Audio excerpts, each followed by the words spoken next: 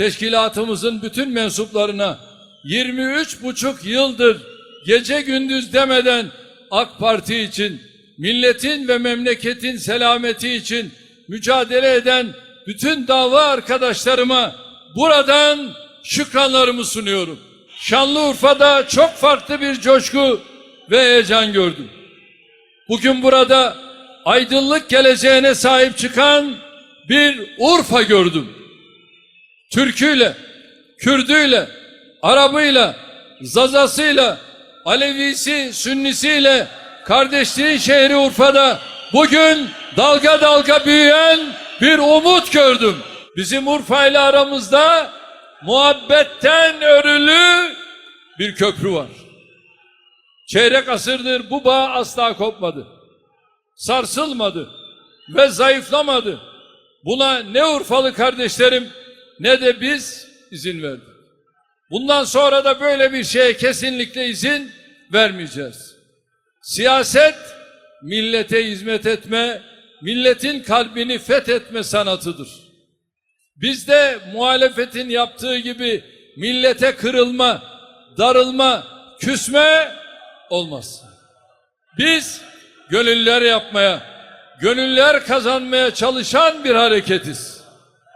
Biz milletiyle çıkar birlikteliği değil, kader birlikteliği yapan bir partiyiz. Ayrımcılığı iliklerimize kadar teneffüs etmemize rağmen bulunduğumuz makamlarda hiç kimsenin diline, inancına, etnik kimliğine bakmadık.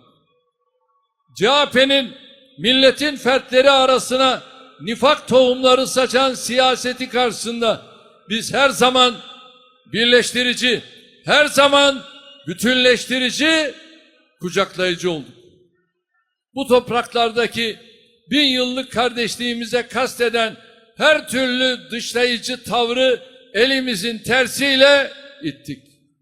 Ayrıştırıcı, ötekileştirici yaklaşımların hiçbiri siyasetimizde kendisine yer bulamadı. Gençler, ne diyor alemlere rahmet olarak gönderilen Hazreti Nebi veda hutbesinde?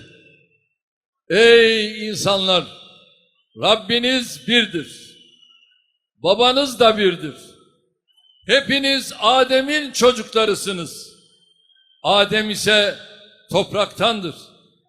Arap'ın Arap olmayana, Arap olmayanın da araba üstünlüğü olmadığı gibi kırmızı tenlinin siyah üzerine, siyahın da kırmızı tenli üzerine bir üstünlüğü yoktur. Üstünlük ancak takvadadır. Allah katında en makbul olanınız, ondan en çok korkanınızdır. İşte bizim ilkemiz bu. İşte bizim inancımız, rehberimiz bu. İşte bizim insana bakış açımız. Bu kutlu tavsiyelere siyasi hayatımız boyunca uymaya gayret ettik. 28 Mayıs seçimleri sürecinde her türlü rezilliği, her türlü ırkçılığı, her türlü fitneyi körükleyenlere rağmen kuşatıcı tavrımızı muhafaza ettik. Kaybetsek de mazlumun yanında duracağız dedik. Türkiye'ye sığınmış Suriyeli muhacirleri zorla göndermekle tehdit ettiler. Kim? CHP. Ne dedi? Biz sizi tekrar Suriye'ye göndereceğiz dedi. Biz ne dedik? Siyasi geleceğimize dahi mal olsa onları koruyacağız dedik. Sırf 3-5 oy daha fazla alabilmek uğruna kimlerin kimlerle gizli anlaşmalar yaptığını inanıyorum ki sizler de unutmadınız. Suriyeli mazlumları hedef gösterenleri, ırkçı, faşist söylemlerle milletin fertleri arasına nifak sokanları, kimlik siyasetinin en pervasız biçimine sarılanları hiçbirimiz unutmadık ve unutmayacağız. Hitler özentisi siyaset yapanlara önce millet sandıkta dersini verdi, sonra da kendi partileri siyasetten bir daha geri gelmemek üzere def etti. Karşımızda kaybettikleri 13 seçime rağmen yenildiklerini kabul edip onurluca köşelerine çekilmeyi bilmiyorlar. Sosyal medyadan arsızca ve ahlaksızca milleti kutuplaştırmaya, siyasi iklimi zehirlemeye ne yazık ki devam ediyorlar. Türk siyasetinde artık hiçbir karşılıklarının olmadığını, itibarlarının kalmadığını, ne düşündüklerini artık hiç kimsenin umursamadığını bir türlü anlayamıyorlar. Atalarımızın çok güzel bir sözü var. Gençler burayı iyi kavrayın.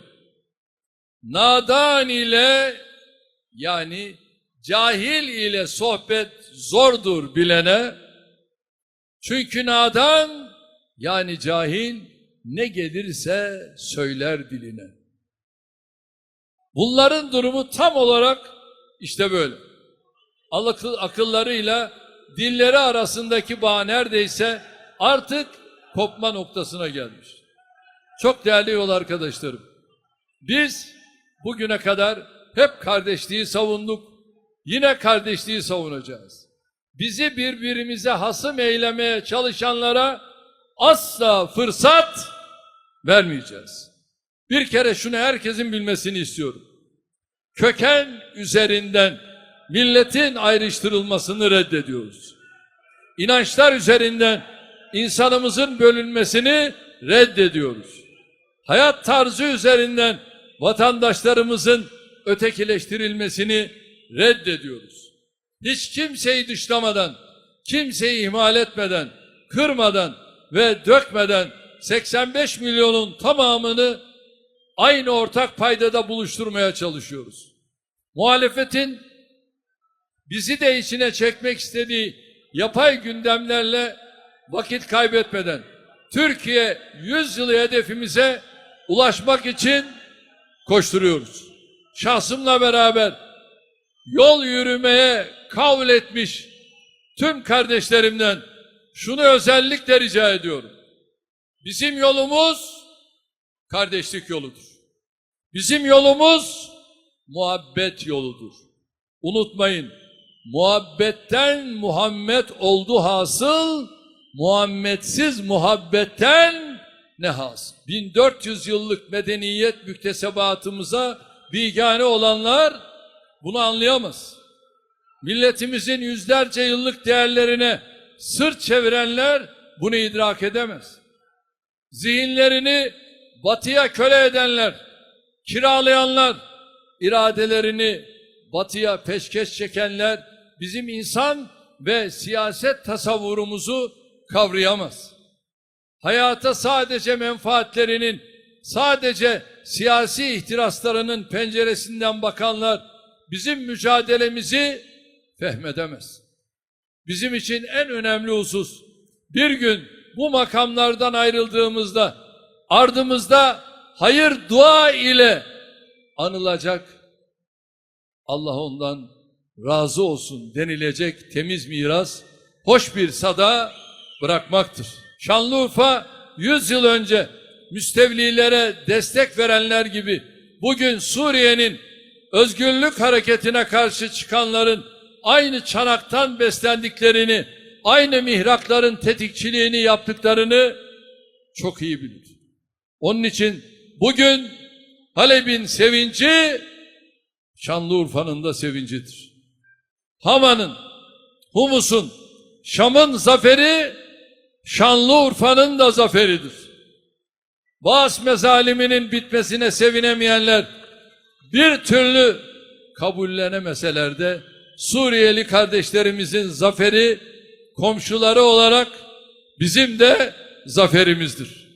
Şunu artık herkes anlasın ve kabullensin. Sayılmayız parmağıyla, tükenmeyiz kırmayla. Türkler, Araplar, Kürtler, Türkmenler olarak hepimiz biriz, beraberiz.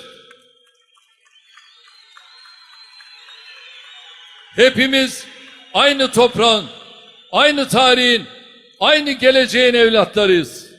Hepimiz aynı çınarın dalları, aynı sevdanın yolcularıyız. Selahaddin Eyyubi'nin adalet sancağını birlikte taşıdık. Çanakkale'nin soğuk siperlerinde unutmayın beraberce çarpıştık. İstiklal Harbimizde şehadete beraberce yürüdük. Hangi çılgın bize zincir vurabilirmiş şaşarım dedik. Hangi alçak birliğimize kastedebilir? Hangi terör örgütü aramıza duvar örebilir? Sıksan şüheda fışkıracak bu toprakları bölmeye kimin gücü yetebilir? 10 yıllardır bizi bölmek, bizi birbirimize düşürmek istediler. Kardeşi kardeşe kırdırmak için her yolu denediler. Bunun için bir ara darbecileri kullandılar. Daha sonra terör örgütlerini devreye aldılar. 40 yıldır da bölücü örgüt üzerinden senaryolarını hayata geçiriyorlar. Kardeşlerim, bu kirli oyunun artık raf ömrü tükenmiştir. Terör örgütleri eliyle bölgemizi sömürenlerin devri sona ermiştir.